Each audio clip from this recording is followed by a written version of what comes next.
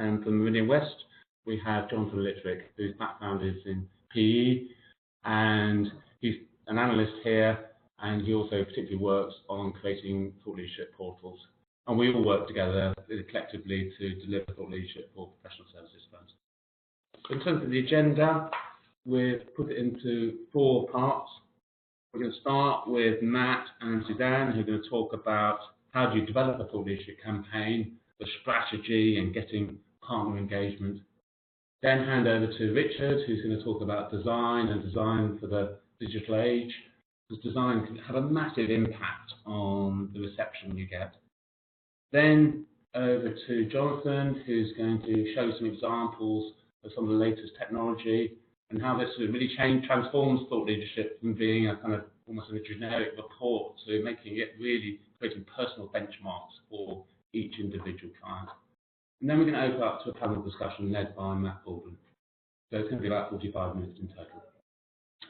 Perfect. So Matt and Suzanne, do you want to kick off your session? Brilliant. Yeah, thank you, Ben. Thanks.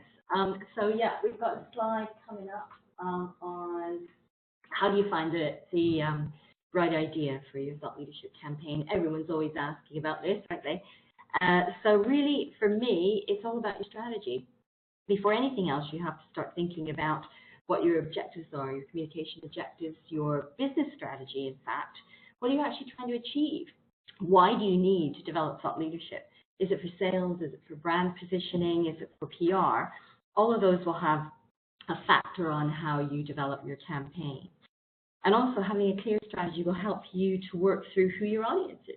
Another critical aspect for anybody in communications. You need to think about your audience, who they are, and what they might be interested in hearing from you.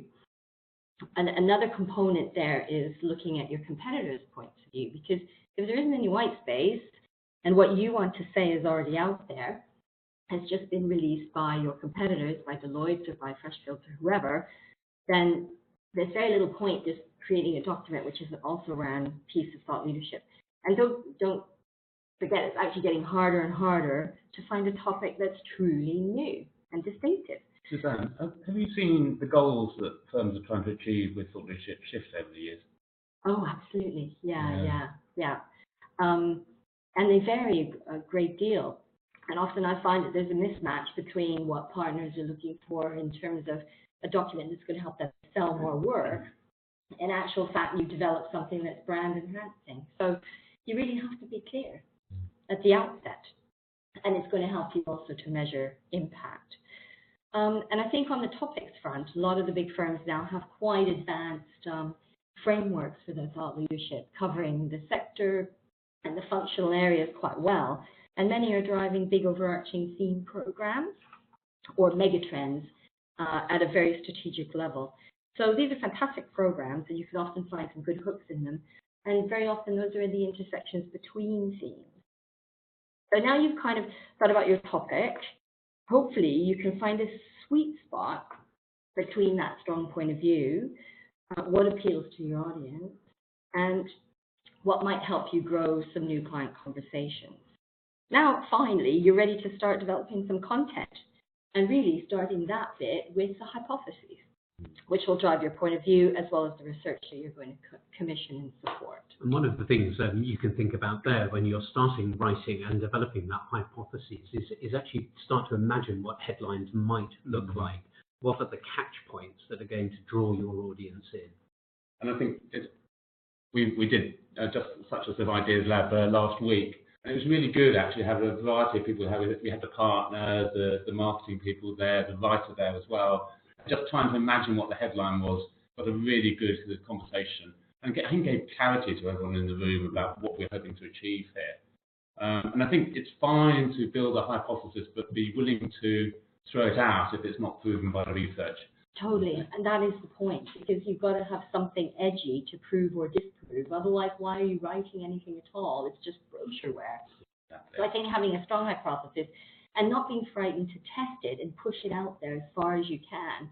Because if actually you come back and say, oh, actually, we did this research and found something completely different, that's even more distinctive than just proving something rather bland. So be bold. Yeah, be bold, totally.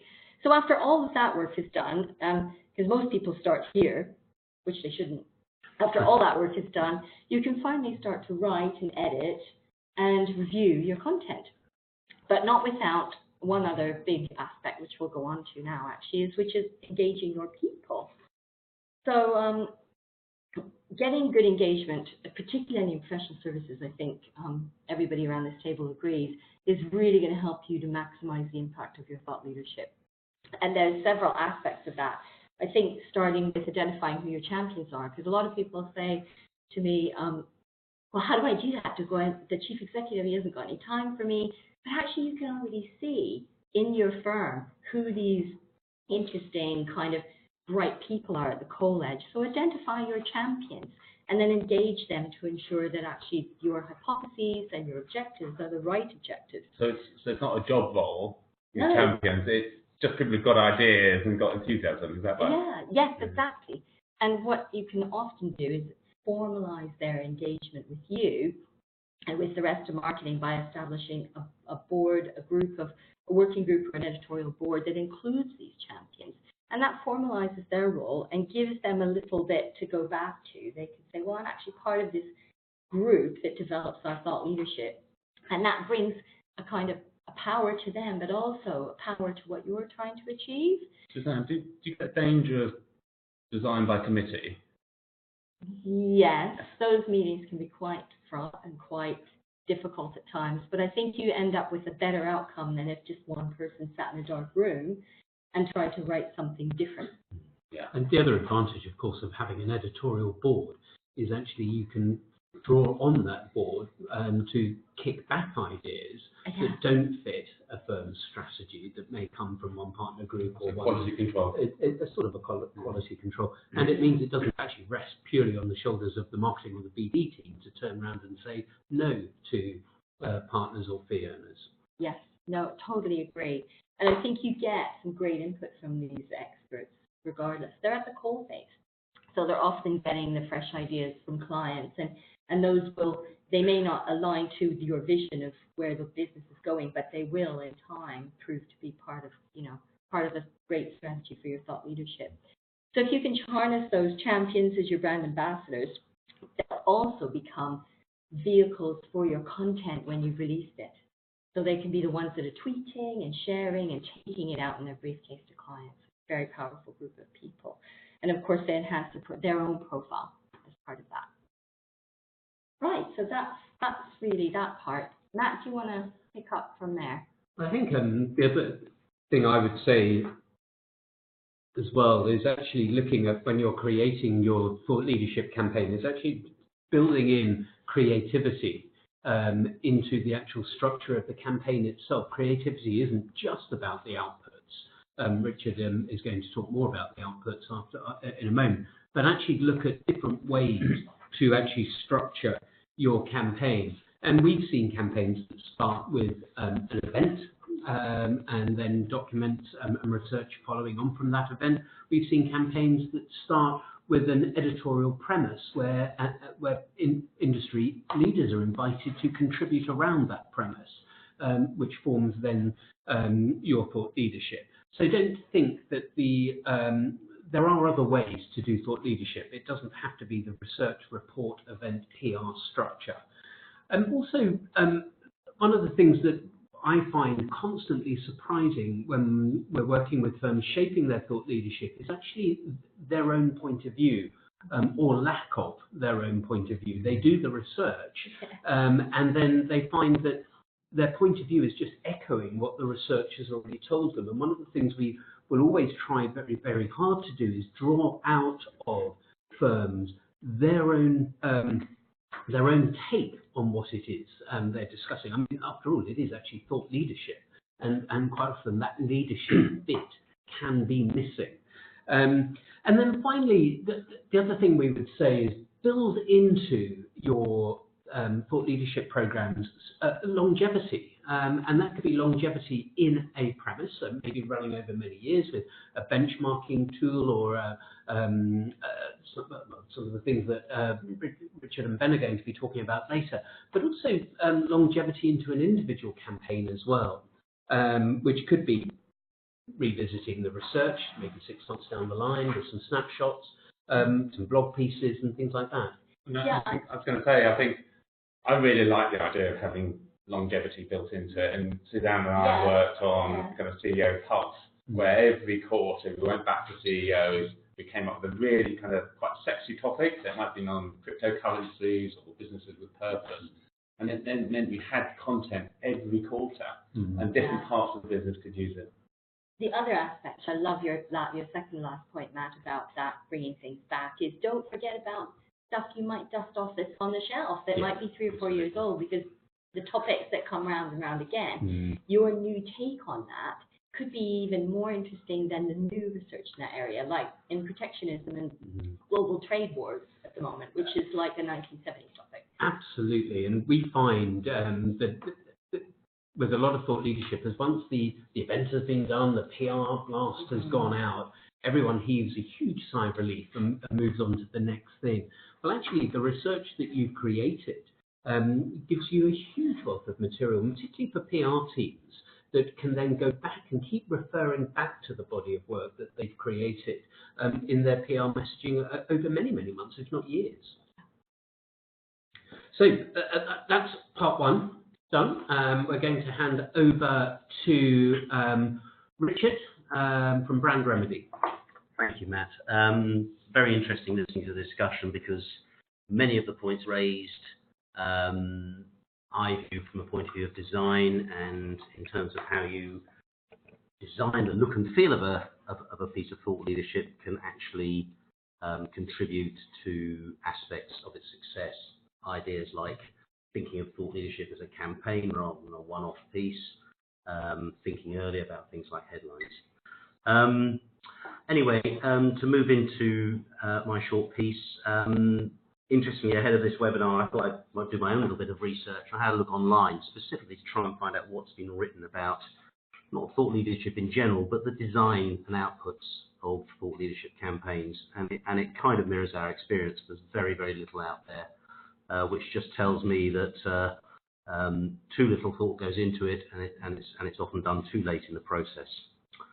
So one of the key things we like to talk about is timing and planning your campaign, and there's obviously various milestones in that campaign planning, but we would ask that you bring in your creative agency early on in the process. You know, we tend to think slightly differently, for good or for bad, and we can contribute to some of that thinking. Some of the ideas like, you know, generating exciting names for campaigns, etc., can all be a really powerful thing at the inception. And I've seen that actually when we've worked together. It's really great to have the kind of the researchers, the partners, the designer, and all the writer sparking off each other. Absolutely, it seems a collaborative creativity. Yeah, that initial brainstorm is hugely valuable.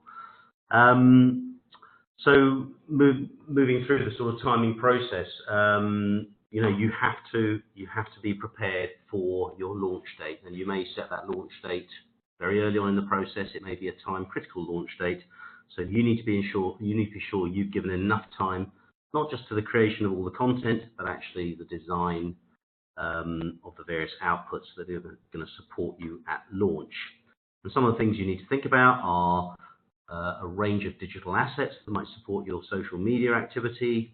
The possible production of video content, events, which Matt referred to earlier, which can be both real and virtual, almost certainly to enhance your digital footprint through a microsite or some specific pages on the corporate site, and then obviously, you know, if you like, the centerpiece, the report itself, which may be in one full-blooded form, or it might also be played out in smaller bite-sized chunks, white papers, etc. And again, that can help you extend the life of your campaign.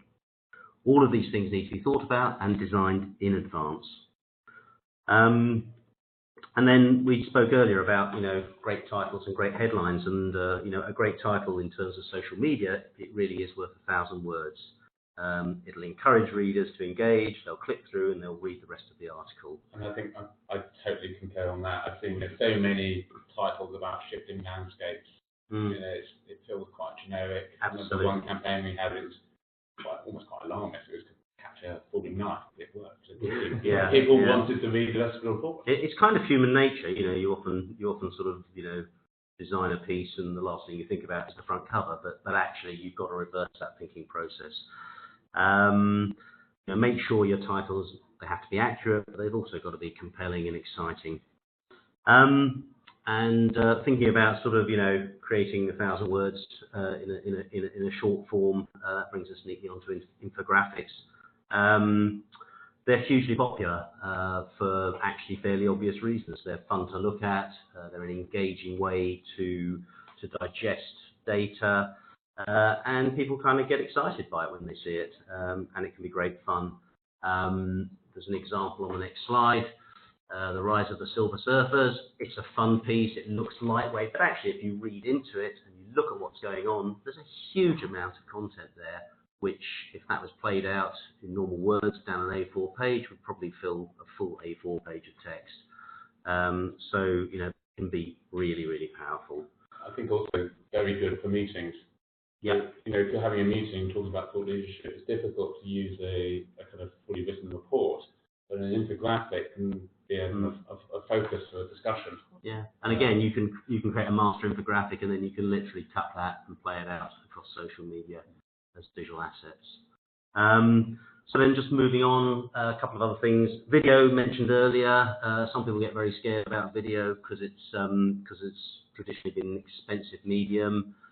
It still is the case with great production techniques, but more and more people are accepting lower production values. You know, you see stuff that's been shot on a smartphone. They're more interested in the content than perhaps the production values these days. Again, once you've got it, you can cut it and splice it and use it across your social media. And it's been proven through research that more content gets consumed that way. So finally, moving on to a couple of things. Ownership is an interesting one. I've come across this many times, that people go into a piece of thought leadership and the sense is, oh, let's make it different. Let's do something really, really out there, etc., etc. Those are all nice sentiments, but please never forget who owns the thought leadership. Don't. So you mean visual idea here? Visual identity, exactly that. I've seen these things gifted away for no apparent reason, and I know that sometimes thought leadership can be a co-branded piece. Nothing wrong with that, but make sure you're clear about who owns the IP. I totally agree, Richard. And one of the things that I think is super important from the top of the call is the importance of your strategy. So your output has to look and feel like the whole messaging framework you put together for your brand, unless you're trying to be super alternative, but you're not going to get that brand impact that you intended in your strategy. No. So the look and feel, that ownership point, totally support that. Absolutely. And then very, very quickly, social media. You know, we spoke about the power of digital, and it's certainly there and it's growing. Back to exciting headlines and name tags. You know, a good branded hashtag will take you a long way through a social media campaign. When you launch, make sure you've got a team or an individual who's going to be responsible for monitoring activity and making sure that the responses are timely. If your designated respondent is an executive, then have somebody there to help that person to get those responses in quickly. The more interest you generate, the more dynamic you are, the more clicks and leads you'll get. Thanks. Oh, last slide. Sorry, nearly forgot. There's an example of some thought leadership for you. It's a piece we did a while ago for Stephenson Harwood, the law firm, and it's an example of what we consider to be an effective piece of thought leadership. A nice joined-up campaign. The visual is very strong. The title is excellent. Deal appeal. That just captures people's imagination.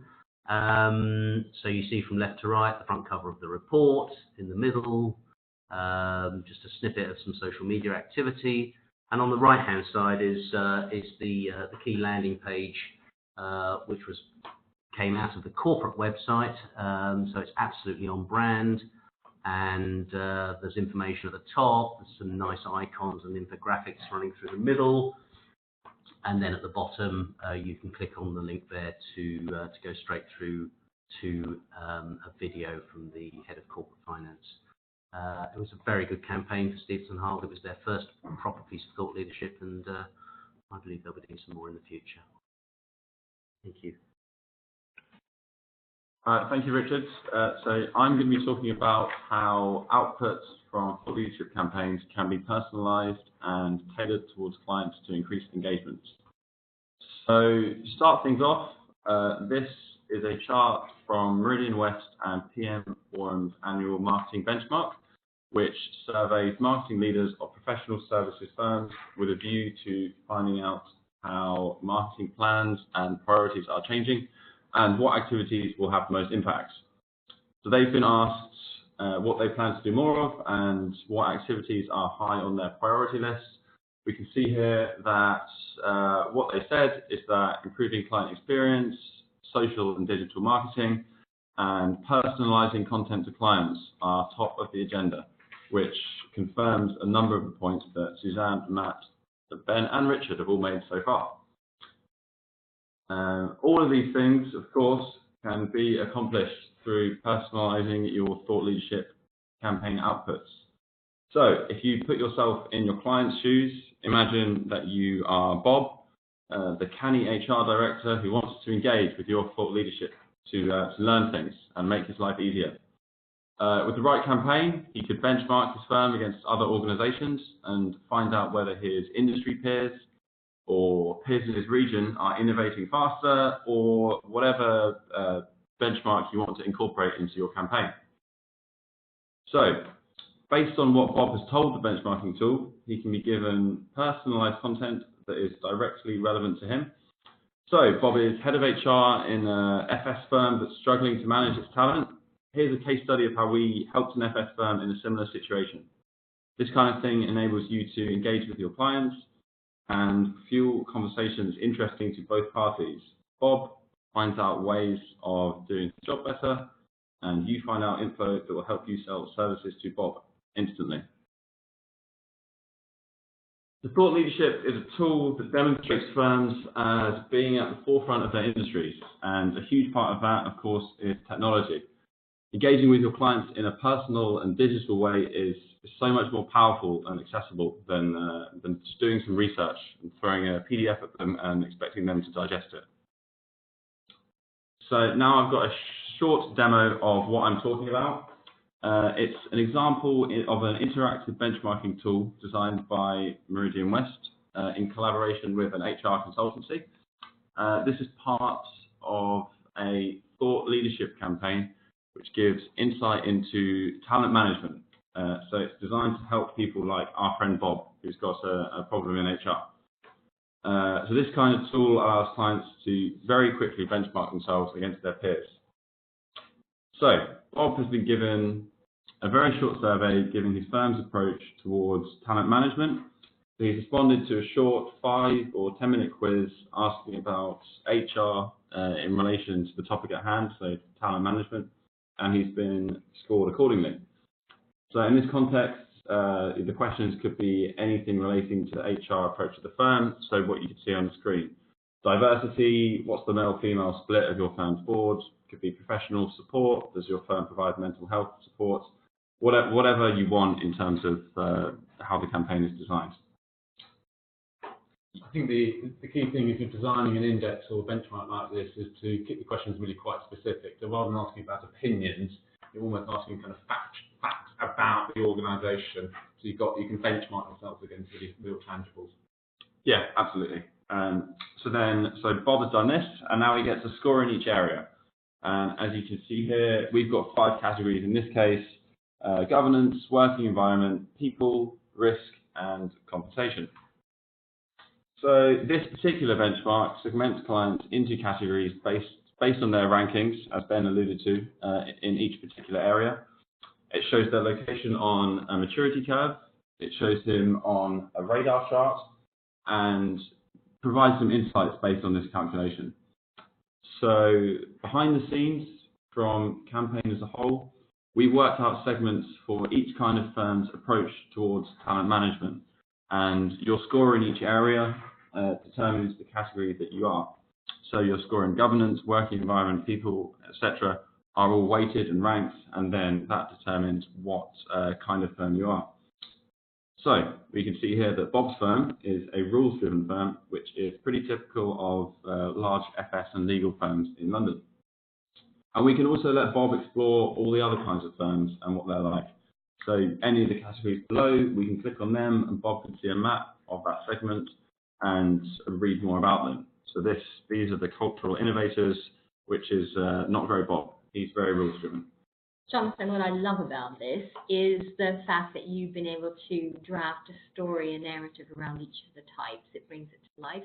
And from a really simple tool with 5 categories of pretty simple, easy to answer questions, you can arrive at a really nice little story for each type of organization. And I think that's key to other types of thought leadership that you're developing is think about storytelling, think about the narrative, because that's one of the aspects of creating good impact. I think it really makes it very engaging for the client to see what segment or persona they fit into. They really enjoy it. And also, I think it shifts thought leadership. I think thought leadership started off as very much a comms thing, then it went into business development, and this is actually giving them strategic insight into how to manage their business. And it's directly related to, in this case, the HR consultancy. It's almost something they would be willing, and for them, something they'd be willing to pay for, and they can't get out in the general market. Yeah. Exactly, it's something that's interesting to both parties and helps everyone. Takes a bit of design though. Yeah, you've got to get it right, of course, but we will. So if Bob wants to explore his own results, he can find out some personalised recommendations. So these are the personalised outputs I've been alluding to earlier.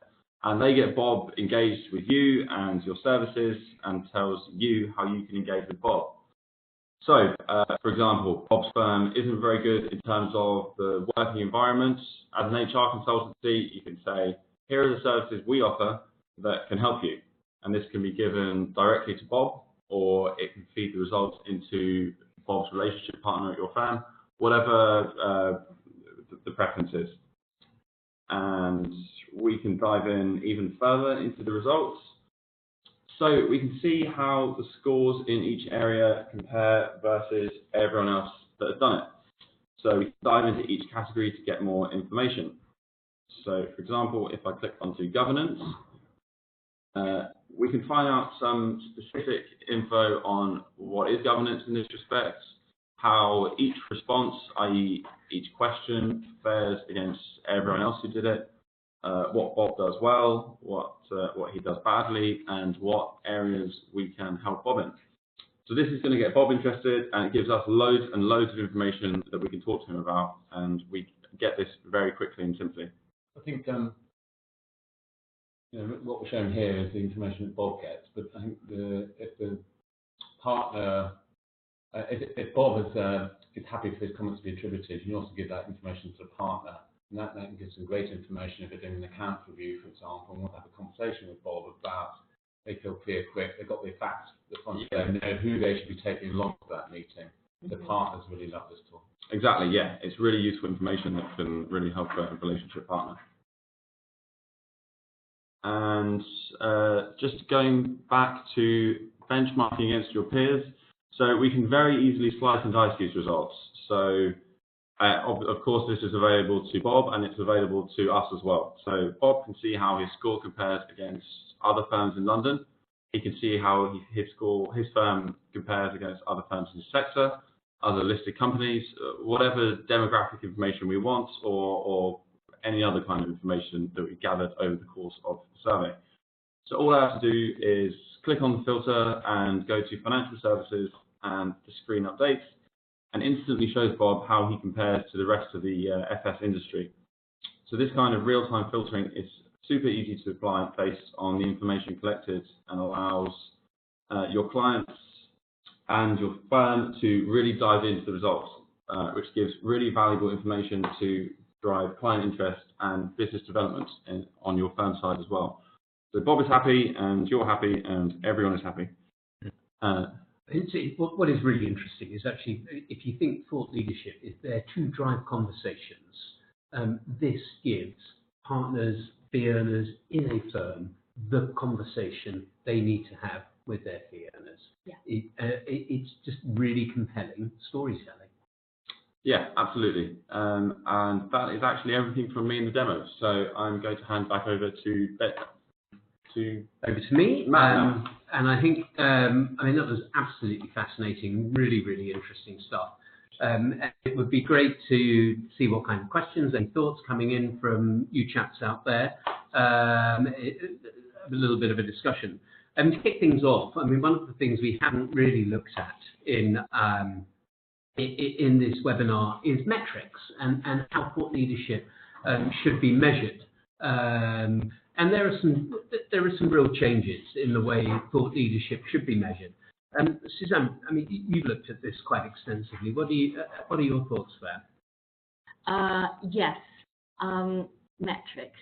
Often, more often than not, I think teams, in the past anyway, have produced great content and then just been so exhausted they haven't actually had the ability or the time or the energy to collect any measures of success. And that's not to say that that's, laziness or anything. It's actually really, really hard to measure the impact of thought leadership. It's really hard to measure the impact of lots of marketing levers that you're trying to use in your business. So, but it is being attempted, and there are some good tips to help make that happen. So a couple of the things that to keep in mind that from my perspective is to make sure that you're not just measuring the easy stuff, the low-hanging fruit, because you could just go and see how many hits on the web page, how many press mentions. That's the stuff we've always measured. But for your stakeholder group, they want to have some measures on both sides of the ballot scorecard. How is it doing in terms of brand awareness? Also, how is it doing in terms of driving sales and new client conversations? So I think it's important where you can, if you've got a good CRM system, to try to measure a bit on both. On the profile side, quite straightforward, and we've tried that, lots of us. But on the other side, how many new proposals was it mentioned in? How many new, was it used in X number of events? How many clients have engaged with the content online, which might be an easier ask. So that's kind of an early set of tips. Is there any merit in collecting anecdotal measures as well as hard empirical data as well? Oh, I think you have to.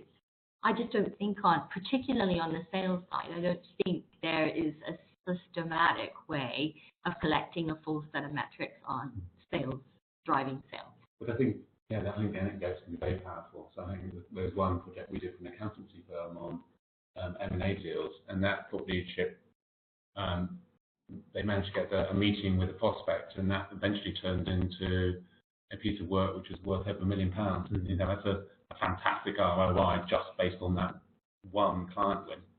And actually, that's really powerful stuff for marketing and BD teams to actually celebrate what they do in their own firms as well. Is there anything else you want to mention on metrics? Well, actually, Ben, you mentioning that made me think that back to engaging your partners. If your partners and your directors and other staff have been engaged in the program that you're driving, they might also have gotten their clients involved. And often you're interviewing clients. Yeah. So just by being associated with being part of your study, if it's a major piece of work, those clients actually come out of the room with a big glow. Mm-hmm. So think about that as part of your impact on client retention and their view, the client's view of you as a firm, that you're actually undertaking that kind of piece of work. That's often been the case, particularly with the C-suite work that big firms do, is that you're actually surveying or speaking to top clients. So make the most of it. I think they're making a fantastic experience for those top clients when you're interviewing them. One really good tactic is to do a series of kind of case studies that illustrate the themes of thought leadership. And if you do this with your clients, the clients adore it because it's given them profile. Yeah. You've built a relationship with them. I think EY is very smart on that with their Entrepreneur of the Year. Totally. It's a fantastic thing. And ask them how it went. Exactly. Yeah. Also, if you're doing client feedback, why not get feedback on the client thought leadership campaigns? We did that with one firm. They were absolutely glowing about the stuff they were doing in the public sector, and that's hard metrics. Mm-hmm. One of the other issues that we see coming up time and time again is the whole issue of ownership, and it's sort of not ownership in terms of brand that Richard was talking about earlier, but ownership, who owns it within a firm? Is it the partners, the fee earners that own thought leadership? Is it the marketing? Is it the business development team that ownership? Richard, Ben, what are your thoughts on ownership of thought leadership? Well, from my experience, the most successful thought leadership campaigns, the ones that have gained most traction internally within an organisation, are those that are sponsored at the highest level. Yeah. So, I'm quite clear from my experience that when a partner or fee earner is involved from day one, they effectively are going to drive that process. And BD and marketing support that process, and we work through them obviously in terms of creative. I agree. I think you want a handful of partners who've got a real passion for this, because they've got the frontline insight, the point that Suzanne was making, and also they then go out to the market and take it to their clients. Yeah. I think marketing and BD have a really important role, in driving the campaign, project managing it, making sure that it's on strategy, making sure you're making the most of the social. And I think that's often forgotten actually as the account management team as well. Yeah. It's seen as a campaign and not relevant to account management. I think the investment banks do this really well. They sit down with their key accounts and they say, okay, what of our thought leadership will be directly relevant to this particular client? We'll personalise it. And I think that's brilliant. Yeah, I totally agree. And some of what Jonathan was sharing is the magic kind of ingredient for that great personalization work, because I have had on occasions actually literally campaigns that were just targeting, well, of course you're targeting a particular sector, but you might actually take it and customize each output for individual clients. And then that client, on one specific example I remember, that actually was distributed by the chairman to 1,000 buyers within the client around the world as the FMCG client. Very powerful, and selling the skills of the organization, kind of advocated by the chairman of the client. It shows you really care. You've taken the time to think about them and their issues. They love it. Yeah. I think that's all fantastic stuff. I think we'd all probably recognise as well that sometimes thought leadership doesn't go quite as planned. That sometimes not necessarily mistakes are made, but we may forget something, or there may be some sort of slight oversight when implementing a campaign. Any examples that you've come across where you thought actually we could have done that a little bit better? Now, I'll put my hand up and go first. I think just underestimating the amount of time it takes to see through a campaign, from the research, from analysing the research, from the writing. I mean, Richard, we've got video. Just never underestimate how much time it takes to put together. Yeah, it's extraordinary. I mean, I would say, snapshot, probably people underestimate by as much as 50% the real time. And I think, again, I'm talking about my particular area of expertise, but they just forget about the time it takes to produce good materials. And they suddenly they're at they're in the last 100-meter dash to launch, and it's panic stations all round. It gets given to the internal team who don't have the time to do it properly because they're dealing with business as usual, and it all comes out as a bit of a mess if you're not careful. Yeah, I think we haven't any disasters, but I think there's been some thought leadership that hasn't fulfilled its potential, and I think there's a couple of reasons. I think first is playing it safe. Oh yeah. Very, it's so easy to do. The future of UK Limited. What's on the CEO's mind? It's been done 1,000 times, and drafting questions that don't engage. So that's number one. I think number two is focusing too much effort on crafting the most fantastic piece of research, and not focusing on, okay, how do we take it to market? Yeah. And I think having really strong project management. So plan a whole campaign right at the beginning, getting everyone involved, because there's lots of different moving parts. Yeah, Ben, I totally agree. I think if you haven't made some, you mentioned about, just launching something and nobody says anything and nobody responds in social media and you don't get a complaint in the FT, you failed. You need to have those terror moments where, oh my God, somebody doesn't like this. Oh, somebody's responded in another sector or in another company, because then you've hit a nerve. Yeah. We said at the beginning, you've got to be brave. Yes. The clue's in the title. It's called leadership. Yes. Yeah. Exactly. Yeah. And I think that probably That's a sounds great place pretty to finish. wrap up, I think. Yeah. Ben, do you want a final few words? Just so, I think this is a rich theme of conversation, and I think thought leadership is really moving on. I think it's one of the most exciting parts of marketing, actually, is thought leadership. And so really to get us a sense of what's going on in the market and what does good look like, we are doing our own thought leadership on thought leadership. So we're launching a thought leadership benchmark, and we'll be sending that out over the next day or two to people. And what we do, it will only take 7 minutes to complete, but we can then give you a benchmark of how you compare to other firms in professional services, and we can give you that personal benchmark that we've talked about. So that's one idea, and so please complete it. And the second idea is we thought it'd be really fun to develop a thought leadership club. So this will be a club of people involved in thought leadership, so it might be in marketing, it might be partners, it might be academics, to come together at regular intervals, once a quarter as I've thought, over a social event. So it might be breakfast, it might be in the evening, and really to be driven by the club members. So Meridian West will kind of organise things, but it will be your agenda. You decide on what we discuss, who you want to speak, and we've got our kick-off session on the 6th of June, and it's in this rather nice room, which is the Bunch of Grapes, just by London Bridge, pretty easy to get to. So that starts from 6:30 to 9, and there'll be drinks and nibbles there. So we'll be sending around details of that afterwards, but please come along to that. And I just want to back up by thanking everyone here. It's been a really interesting discussion. I think it's fascinating to hear the different perspectives, and I want to thank everyone who's attended this webinar because it's proved a pretty popular one. Thanks so much.